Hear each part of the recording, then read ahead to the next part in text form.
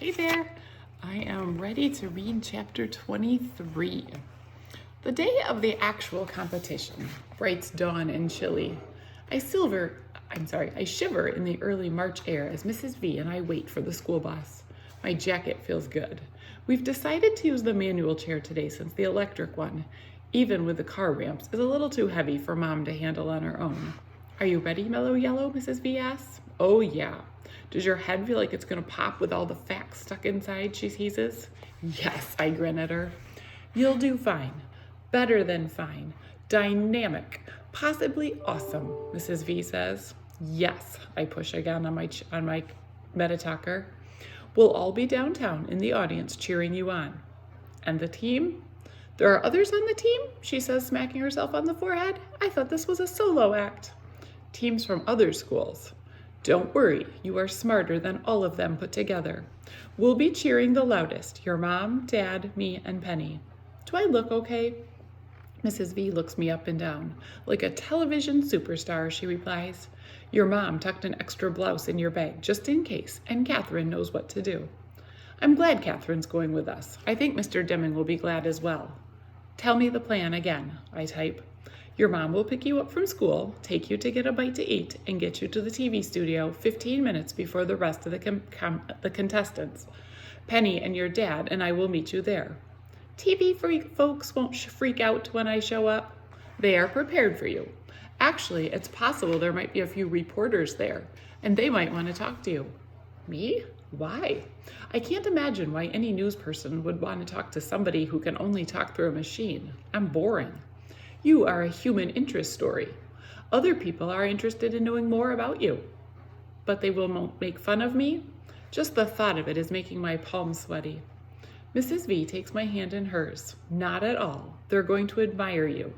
You are Spalding Street Elementary School's own personal Stephen Hawking. They're lucky to have you.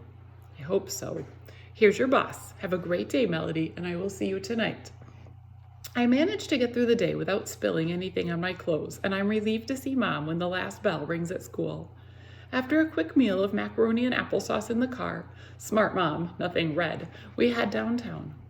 We found a handicapped parking spot right in front of the studio, and after the usual unloading the chair down the car ramp, seating me in, strapping me, attaching Elvira, we roll inside. The receptionist is a chunky, pleasant woman with lots of makeup and frizzy hair and directs us to the staging area. I have to blink to figure it all out. Everything you see on TV is fake. I see the place where they film the news. When I watch the television at home, it looks like all the reporters are sitting in front of a huge window that shows all of downtown. Really, it's just a painting, and it's small. So is the desk where the reporters sit. It seems so much bigger when I'm at home. I recognize a couple of the reporters that I watch every day. I can't believe how skinny the morning lady is. On TV, she looks normal size. I'm gonna look like a balloon when the cameras show me. Speaking of cameras, those are huge. Giant black mechanical space beings on wheels. Guys with headphones and women with clipboards are running around checking on stuff. The back part of the studio is dark, but the place where the contestants will take place is brightly lit. I can see where the teams will stand and the big buttons they push for their answers.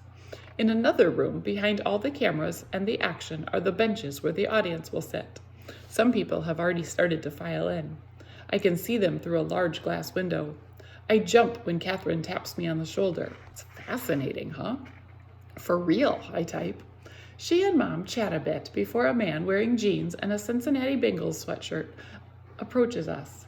Excuse me, he says, are you Melody Brooks? Surprised, I hit yes. My name is Paul. I'm the stage manager. His huge hand swallows mine as he shakes it. I'm glad you're here early. Let's see if we have you set up correctly. We're really glad you're here to participate. He spoke to me, not to Mom or Catherine. I liked him right away. We roll across the studio, careful to avoid the cords and the wires, and we enter the area where the competition will take place. This is where the members of each team will stand, he says. They have 4 large buttons. Red for A, blue is B, yellow is the letter C, and D, of course, is green. I nod. Here, Miss Melody, is where you will sit, right next to your teammates. I have rigged a special answer board just for you. It's adjusted to the height of your wheelchair. He looks proud of himself as he shows me his setup. Wow, I type. This is perfect. How did you know? My son is in a wheelchair, he says with a shrug. I build stuff like this for Rusty all the time. There's no way he could do what you're about to do. He kneels down so he can look me in the eye. Knock their socks off. Rusty is watching.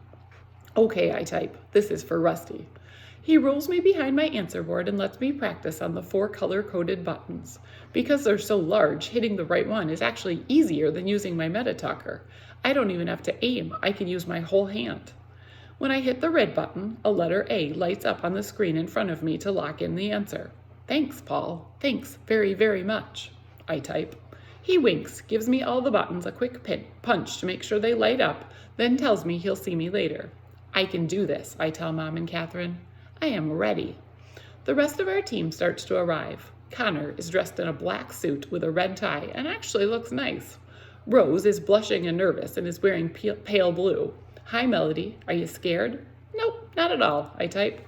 My mom made me wear this tie, Connor complains as he rolls his finger inside his shirt collar to loosen it. I hope I don't choke on live TV. If he does, at least the attention is going to be on him instead of on me. What if I do something silly or drool and the camera does a close-up? Amanda, Rodney, Molly, Elena, who are the alternates, all look a little sad as they wander around the studio. They don't get a chance to participate unless something happens to disqualify one of the 4. I'm guessing that includes Connor fainting or me convulsing. Are you okay? I hear Rose ask Amanda. Yeah, it's just I feel like I'm all dressed up with nothing to do. I feel you, Rose says. Break a leg, Amanda tells her. Really? Rose smiles. That's what you're supposed to say for good luck, Amanda explains. I know, but look at it this way. All at the finals in Washington, there are 6 people on the team, so that opens things up for you a bit. So go out there and win. Will do. Claire and Molly make funny faces in front of the camera, pretending they're on air. Neither of them says anything to me. Look, Claire, Molly says, her voice, for once in awe of something. You can see your reflection in the camera over there. Do I look okay? Claire asks, smoothing out her dress. You look great, Molly assures her. You know, Claire says loud enough for me to hear, it really ought to be you up there instead of Melody. Well, I'm ready when she messes up, Molly whispers back. I shake my head and think, delete, delete, delete. No way I'm letting their negativity mess this up. I have enough things to worry about. Mr. Deming hurries in there wearing a brand new navy suit, a fresh white shirt, and a red vest and tie. The whole team cheers and Connor gives him a high five.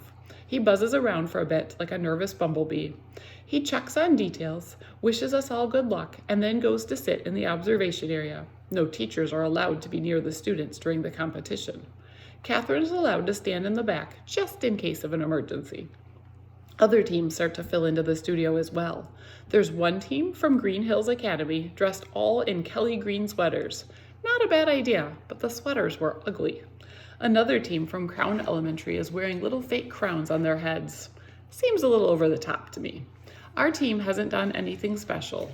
They don't have to, because they have me.